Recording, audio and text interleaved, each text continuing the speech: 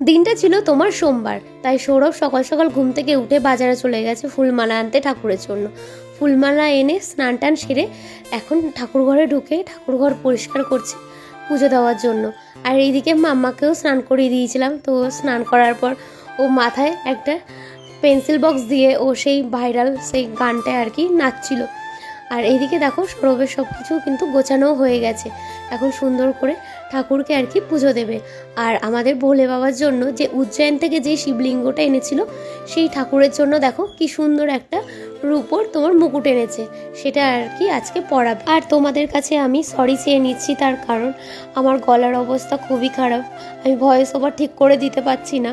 তোমাদের হয়তো একটু বুঝতে অনেকটাই প্রবলেম হচ্ছে। আর আগের দিন তো আমি কথা বলতেই পারছিলাম না, মানে এতটা গলা আর কি ব্যথা ছিল আমার, এত সর্দি কাশি আমার লেগে গেছিলো হঠাৎ করে। আর এইদিকে দেখো আমার ভাই ওরাও চলে এসছে, ওদের আর কি আসার কথা ছিল। আমার ভাই তো অনেক দিন হয়ে গেছে ও আসে না। তো মাম্মা তো ওর মামাকে দেখার জন্য ভীষণই পাগল হয়ে গেছে যে কবে মামা আসবে কবে মামা আসবে। তো ভাইকে বলে বলে তারপর ও আজকে এসছে ফাইনালি আর কি। আর এদিকে তো মাম্মা ওর বাবাকে পুজো দিতে ঢুকতে দেখেছে, এখন সেও তাড়াতাড়ি করে স্নান টান সেরে নিয়েছে, যেহেতু হচ্ছে সে ভোলে বাবার মাথায় আর কি জল ঢালবে। আর যেই মুকুটটা আমি তোমাদের দেখালাম, এখন দেখো আমাদের ভোলে বাবাকে সেই মুকুটটা পরানো হচ্ছে। কতই না সুন্দর লাগছে ভোলে বাবাকে পরে এই মুকুটটা, ভোলে বাবার মুকুটটা পরে আর ভোলে বাবাকে এত সুন্দরভাবে সাজিয়ে বেশ এক অন্যরকমই লাগছিল আজকে, মানে খুবই সুন্দর লাগছিল। এই ব্লগটা কিন্তু সেই সোমবারের, মানে অনেক দিন হয়ে গেছে, প্রায় এক সপ্তাহ তো হয়ে গেছে এডিট করব করে আমার তো আর করাই হয়ে ওঠে না, এত কুড়েমি আমি করি আর কি ব্লগ এডিট করতে গিয়ে। আর এদিকে দেখো আমাদের সব কিছু গোছানো হয়ে যাওয়ার পর এখন সৌরভ হচ্ছে পুজোর আরতি করছে। সৌরভ ওদের পুজো দেওয়া হয়ে যাওয়ার পর এবার মা আর সৌরভ মিলে ব্যাংকে চলে গেছিলো। তারপরে আমরা দুপুর দিকে আমরা সব মিলে খাওয়া দাওয়া সেরে ওপরে এসে একটু ভাত ঘুম দিই। তো ঘুম থেকে তাড়াতাড়ি উঠে যাই, উঠে ছাদে চলে আসি। আর নিচ থেকে তোমার পেয়ারা টেয়ারা সব লঙ্কা টঙ্কা নিয়ে এসে সবাই মিলে একটু মাখা খেতে বসি। বোনরা এসেছিলো, আমি তো এমনিতেই মাখা ভীষণই পছন্দ করি, আর বোনরা আসলে তো আরও খাই আর কি। তারপরে এদিকে দেখো বোনকেই দিয়ে দিয়েছি মাখার দায়িত্বে।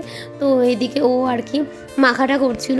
আর এদিকে তো আমার মাম্মা তো সেই তখন থেকে বাটি নিয়ে ঘুরে বেড়াচ্ছে, ও আর কি মাখা খাবে। কিন্তু এদিকে পিহু আর কি খাচ্ছিল না বলে ও খাবে না, তো মাম্মা তো খায়নি। আর এদিকে আমরাই আর কি মাখাটা খেলাম। মাখাটা দারুণ হয়েছিল, এডিট করতে করতে জিভ দিয়ে মনে আমারই জল পড়ে যাচ্ছে। আর এদিকে দেখো আমাদের সেই পাখি টুনটুনিকে বার করেছি, ওকে নিয়ে সেই মজা করছিল সবাই মিলে, এত খেলছিল। বোন তো আর কি ধরেনি পাখি এখনও, ওকে মানে আনার পর। তো যখন এসছে আমাদের বাড়িতে তো ও বলছে যে একটু দিদি পাখিটা বার কর না, একটু ধরবো। তো ওকে বার করেছিলাম। ওকে তো আমরা রোজই আর কি ছাদে আসলে বার করি, আদর করি। আর এখন ও একটু বড় হচ্ছে না, ভীষণই কামড়ায় জানো তো, তোমার কামড়ে ধরে। মাম্মা তো ওর সাথে খেলতে ভীষণই পছন্দ করে, কিন্তু ধরতে চায় না, মানে ভয় পায় আর কি, যেহেতু ওকে কামড়ে ফামড়ে দেবে এরম আর কি। তারপর এদিকে বোনকে দেখো একটা সুন্দর করে ভিডিও বানিয়ে দিচ্ছিলাম, ও যেহেতু পাখিটা ধরেছে বলছে আমাকে একটু ভিডিও করে দে। তারপর আমরা সন্ধ্যাবেলার দিকে একটু তোমার একটু নুডলস ফুডলস খাওয়ার জন্য তোমার ওই ব্লিঙ্কিট থেকে সব খাবার অর্ডার দেওয়া হয়েছিল সব, তাই এগুলো সব এক এক করে বার করা হচ্ছিল। আর ব্লিঙ্কিট থেকে অর্ডার দিয়েছিল তোমার দেখো কি সুন্দর একটা সাবান।